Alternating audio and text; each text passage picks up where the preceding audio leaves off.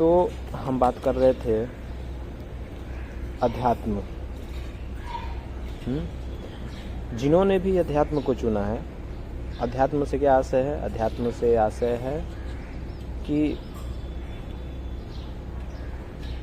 कुछ है जो फ्लो में बह रहा है, सहज बह रहा है, उसमें कुछ अड़चन, कुछ बाधा आ रही है, उस बाधा को हटाने का, उस अड़चन को हटाने का काम करता है अध्यात्म, या फिर कह लो उस अड़चन को हटाने का नाम ही है अध्यात्म। तो अध्यात्म बहुत ज़्यादा इधर उधर की बातें नहीं करता है। अध्यात्म ये नहीं कहता है कि मैं तुम्हें ये ला कर दे दूँगा, मैं तुम्हें जबरन किसी चीज़ से दूर कर दूँगा, कुछ सिखा दूँगा, कुछ बता दूँगा, कुछ पढ़ा दूँगा, कुछ भुलवा दूँगा। नहीं। अध्यात्म सीधा कहता है कि ये जो प्रॉब्लम दिख रही है ना, ये एक्स्ट्रा है, यानी कि उस प्रॉब्लम, खैर प्रॉब्लम तो वैसे भी एक्स्ट्रा ही होता है, मतलब अध्यात्म कहता है कि ये जो सहज प्रवाह बह रहा है, इसके बीच में ये जो एक्स्ट्रा चीज़ है, ये क्या कर रहा है। जैसे मान लो हमारा रूम, फ्लोर जो है, फ्लोर बिल्कुल साफ़ है, चमक रहा है, साइन मार रहा है, और उस फ्लोर पे बिस्किट का एक पैकेट खाकर किसी ने फेंक दिया, और जैसे मैं रूम में गया, मैंने कहा इतनी शिद्दत से, मेहनत से मैं जिस फ्लोर को चमकाया था, उस फ्लोर पे एक ये फालतू का एक्स्ट्रा अनर्गल वस्तु क्या कर रही है, इसको मैं हटा देता हूँ। उस एक्स्ट्रा जो है ना, उसको हटाने का नाम ही है अध्यात्म। क्योंकि वो एक्स्ट्रा है, वो फालतू है, उसकी कोई ज़रूरत नहीं है। फ्लोर ऑलरेडी चमक रहा है, फ्लोर ऑलरेडी खूबसूरत दिख रहा है, फ्लोर ऑलरेडी बहुत साफ़ सुथरा है। वो जो बीच में गंदगी है, वो बस यूं ही एक्स्ट्रा है, उसकी ज़रूरत नहीं है। मतलब ऐसा नहीं है कि वो उसकी ज़रूरत नहीं है, हो सकती थी पर नहीं है, ज़रूरत नहीं है तो उसको हटा देते हैं। तो अध्यात्म जो है,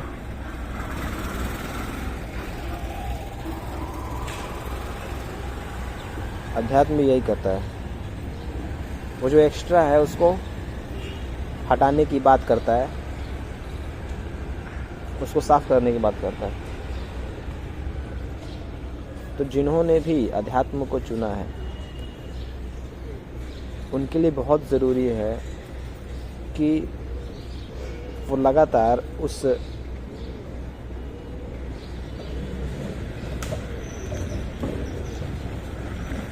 एक्स्ट्रा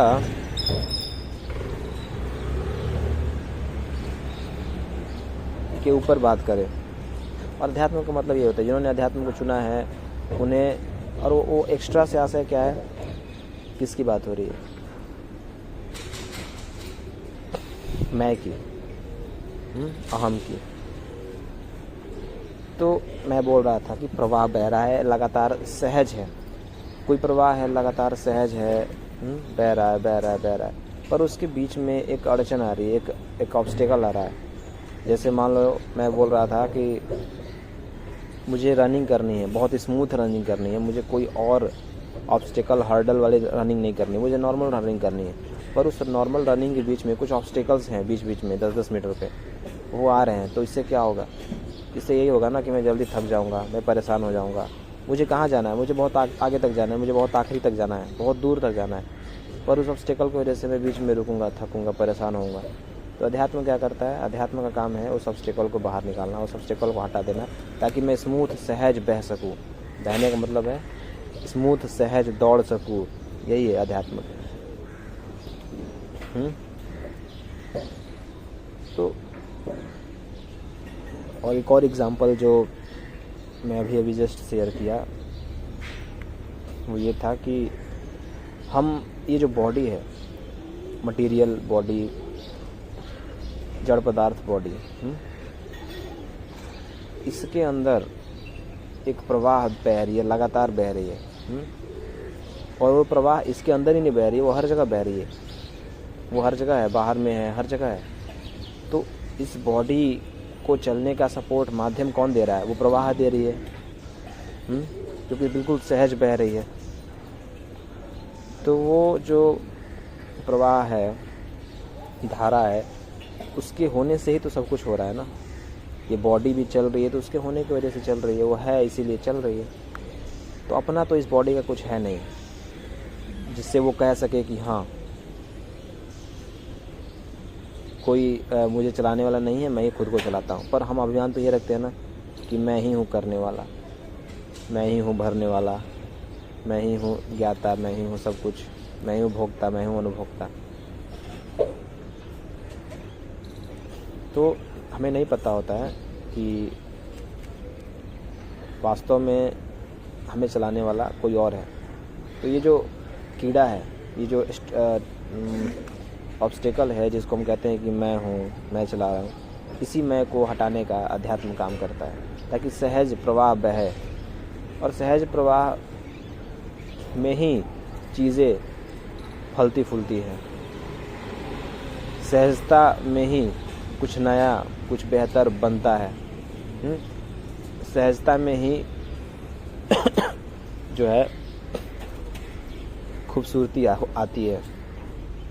क्योंकि अगर इंसानों के अलावा कहीं और हट करके देखो जहाँ पे बिल्कुल सहज प्रवाह बह रहा है, वहाँ पे जीवन बिल्कुल तरोताज़ा है, नया है, सुंदर है। पर एक इंसानों की ज़िंदगी है जो बिल्कुल नरक है, कचरा है, वो भटक रहा है, वो परेशान है, वो भाग रहा है, कभी इधर भाग रहा है, कभी इधर भाग रहा है, क्योंकि वहाँ पे सहजता नहीं है, वहाँ पे प्रवाह नहीं बह पा रही, वहाँ पे कुछ है जो फंस रहा है, अटक रहा है। और उस ऑब्स्टिकल को वो खुद कभी एक्नॉलेज नहीं कर रहा है, नहीं देख पा रहा है वो। तो अध्यात्म को जिन्होंने चुना है वो तो भाई उसका काम ही है देखना, क्योंकि उन्होंने चुना ही किसी ऐसी चीज़ को है जिसका काम ही होता है ऑब्स्टिकल को देखना और उसको साफ करना।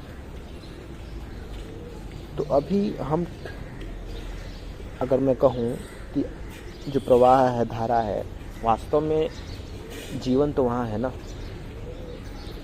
अभी इस बॉडी का क्या सपोर्ट है? कौन मालिक? कोई नहीं। अभी वो प्रवाह धारा जो है यहाँ से बहना बंद हो गई तो ये शरीर, ये मिट्टी फिर वापस मिट्टी बन जाएगी, मिट्टी में चली जाएगी। तो वास्तव में लाइफ जो जीवन है वो तो है उस प्रवाह में ना। तो हम अभी किस फॉर्म में हैं? अभी हम रॉ फॉर्म में हैं, अभी हम रॉ फॉर्म में, अभी हम पके नहीं हैं। जैसे एक और एग्जांपल मैं लिया कि हम अभी आटा और पानी को मिक्स करो, गूदो मत बस। अभी हम मिक्स फॉर्म में हैं, रॉ फॉर्म में हैं। अभी हमारी गुदाई भी नहीं हो रही है, बस आटा लिया, पानी लिया, उसको मिक्स कर दिया एक बर्तन में। अभी हमारी स्थिति ऐसी है। जोर की आंधी आती है, आटा उड़ के बाहर फेंकाता है, पानी उछल के बाहर फेंकाता है। परिस्थितियाँ बदलती हैं, बाहर में मौसम बदलते हैं, चीज़ें बदल ही रही हैं प्राकृतिक तौर पर। और जो आटा पानी है वो भी उसके साथ साथ उड़ जाता है, बह जाता है ना, छिटक जाता है। तो वो जो प्रवाह है, वो प्रवाह क्या है? सहज है, जो कि जीवन है। और हम क्या हैं? हम रॉ फॉर्म में हैं, हम बिल्कुल मटेरियल हैं। तो जब हम रॉ फॉर्म में हैं, मटेरियल फॉर्म में हैं,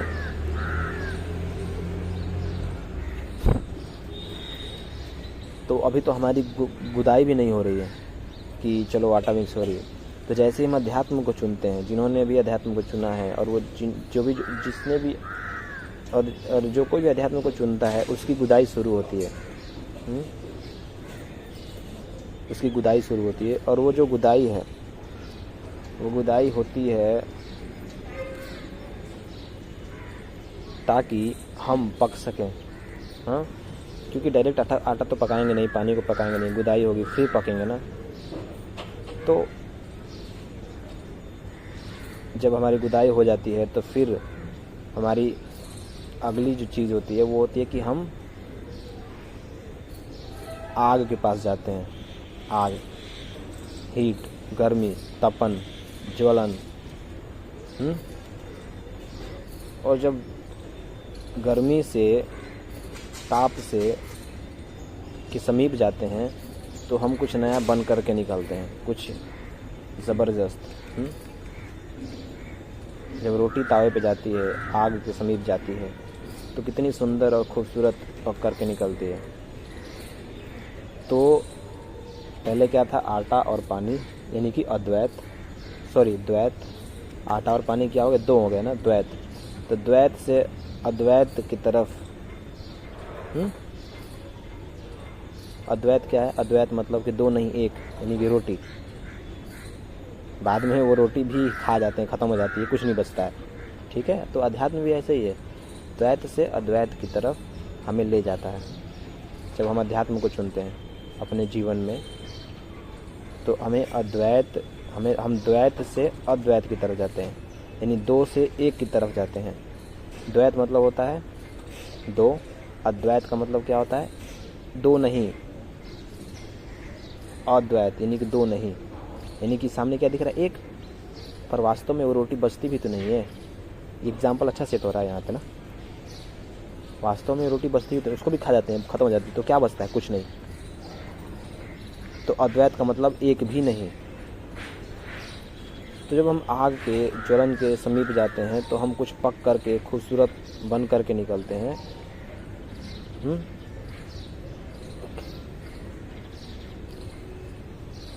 तो द्वैत से द्वैत तक के सफ़र का नाम है अध्यात्म। और फिर वहाँ पे चीज़ें सहज हो जाती हैं। अब तक क्या था, बिखराव था, अलगाव था, अलग अलग चीज़ें थी, लेकिन जैसे वो चीज़ें एक हुई, उनकी गुदाई हुई। गुदाई होने का मतलब क्या है, गुदाई होने का मतलब ये है कि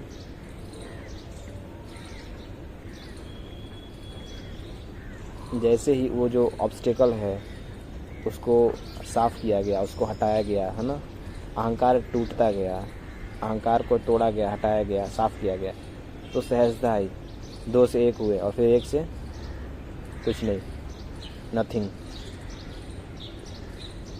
खैर उतना आगे जाने की ज़रूरत नहीं है।